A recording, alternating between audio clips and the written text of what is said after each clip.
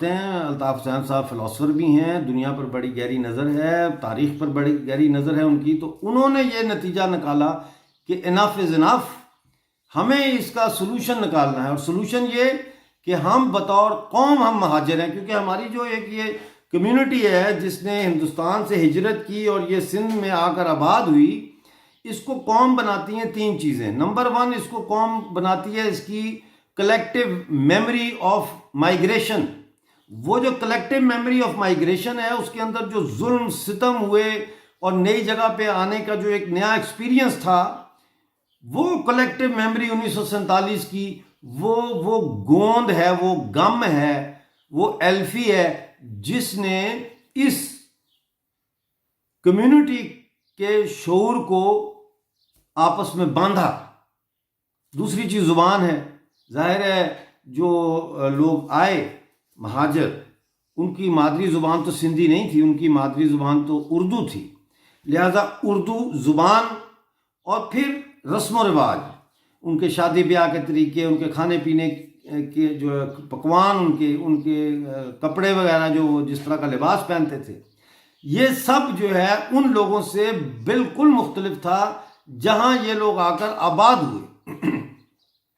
لہذا اس طرح کی چیزیں جو ہیں وہ مجموعی طور پر انہوں نے ان کو ایک قوم کی شکل اختیار کرنے پر رضامند کیا۔ لیکن یہ مہاجر جو نام ہے، یہ مہاجر انہوں نے خود نہیں اپنایا، بلکہ یہ نام ان کو پنجاب نے دیا۔ ہندوستانی، مٹروا، بھیا، مہاجر، ان سارے ناموں میں سے اس قوم نے مہاجر کا لفظ جو ذرا زیادہ شائستگی رکھتا ہے اس کو اپنا لیا۔ لہذا جب ہم یہ کہتے ہیں کہ ہم مہاجر ہیں، یعنی جب ایک مہاجر یہ کہتا ہے ایکسکیوز می، کراچی کا یا حیدرآباد کا یا سندھ کا کہ میں مہاجر ہوں، تو وہ یہ نہیں کہہ رہا کہ وہ ہجرت کے عمل میں ابھی بھی بدستور شامل ہے، وہ یہ کہہ رہا ہے کہ وہ اس کمیونٹی کا حصہ ہے جس کمیونٹی نے 1947 میں مناس القوم جو ہے وہ ہجرت کی اور سندھ میں آ کر آباد ہوئے۔ لہذا اس مہاجر لفظ میں اور دوسرے لفظ مہاجر میں جب ہم کہتے ہیں کہ افغان مہاجر، بڑا فرق ہے۔ افغان مہاجرین کا مطلب یہ ہے کہ انہوں نے واپس جانا ہے اپنے ملک میں جب وہاں کے حالات ٹھیک ہوں، لیکن سندھی مہاجر کا مطلب یہ ہے کہ وہ لوگ جنہوں نے ہجرت کی اور سندھ میں آ کر آباد ہو گئے اور سندھ کو اپنا وطن بنا لیا۔ اس لیے یہ قومیت کا جو مسئلہ ہے، اس پر بحث مباحثہ کرنا بالکل فضول ہے۔ اگر کوئی قوم، اگر کوئی قبیلہ اپنے آپ کو ایک قومی شناخت دیتا ہے تو اس کو ویلکم کرنا چاہیے۔ ہاں البتہ سٹیزن شپ کا جہاں تک تعلق آتا ہے، شہریت کا تعلق آتا ہے، تو معاملات جو ہے وہ دوسرے ہو جاتے ہیں۔ لہذا اسی لیے الطاف حسین صاحب نے یہ کہا کہ آج کے بعد ہم لوگ اردو سپیکنگ سندھی ہیں۔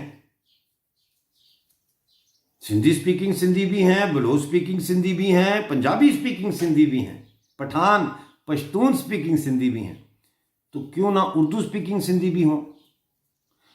اب یہ جو بات انہوں نے کی، اس سے ایک بہت بڑی کیفیتی تبدیلی واقعہ ہو گئی ہے پوری سندھ کی تحریک آزادی میں، اور وہ یہ کہ جیسا ہم جانتے ہیں کہ generally speaking M Q M جو ہے وہ شہری مڈل کلاس اور لوور مڈل کلاسز کی نمائندہ سیاسی جماعت بن کر ابھری تھی، اور آج بھی ہے۔ جبکہ سندھ کی تحریک آزادی جو چل رہی ہیں تحریکیں، وہ تحریکیں جو ہیں بنیادی طور پر وہ رورل چھوٹے زمیندار طبقے کی تحریکیں ہیں، جن کے اندر ایک طرف پاکستان جو ان سے بدسلوکی کر رہا ہے اس کے خلاف نفرت، اور دوسرا بڑے جاگیردار کے خلاف جو نفرت ہے، ان جذبات کے اوپر وہ سندھ کی جو تحریک رورل ایریاز میں وہ چلی۔ لیکن آج کے بعد سندھ کے اربن علاقوں کے مڈل کلاس اور ورکنگ کلاس اور رورل ایریاز کی جو لوअر مڈل کلاسز ہیں، جو بے زمین کسان ہیں، جو چھوٹے بالکل زمیندار ہیں، ان کا ایک آرگینک اتحاد ہو گیا ہے۔ سوچنا یہ ہے کہ اب اس آرگینک اتحاد کو اگلی منزل تک کیسے پہنچایا جائے، اور وہ منزل ہے پورے سندھ میں جہاں جہاں شہر ہیں اور ساتھ ساتھ دیہات ہیں، وہاں پہ اس کو یونیفائی کیا جائے، سندھ کی جدوجہد آزادی کو، اور آگے بڑھا جائے۔ میں سمجھتا ہوں کہ الطاف حسین سے لوگ ڈرتے ہیں۔ کیوں ڈرتے ہیں؟ میں نہیں سمجھتا کہ لوگ الطاف حسین سے ڈرتے ہیں۔ اس پر ایک چھوٹی سی نظم آپ کی خدمت میں پیش خدمت ہے، جو کل رات ہی قلم بند کی ہے، امید ہے پسند آئے گی۔ یہ نون میم راشد صاحب کی نظم تھی، آدمی سے ڈرتے ہو۔ اس بحر میں میں نے کہنے کی کوشش کی ہے، الطاف حسین سے ڈرتے ہو، الطاف حسین تو تم بھی ہو۔ وہ جمود زدہ نظریوں کی قید سے آزاد، تو غور و فکر سے آزاد تو تم بھی ہو۔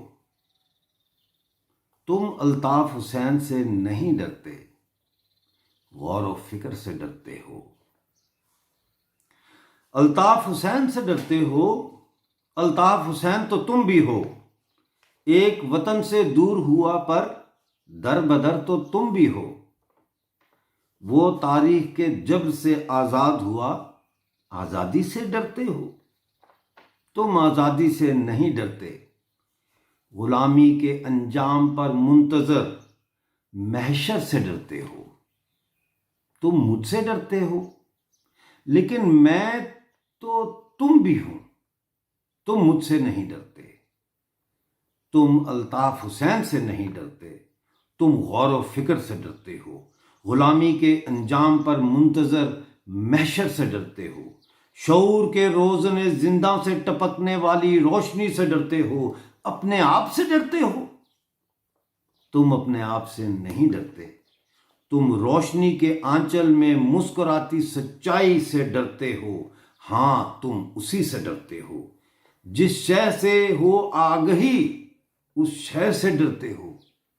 آگہی سے بھی زیادہ شاید لمحہ آگہی سے ڈرتے ہو۔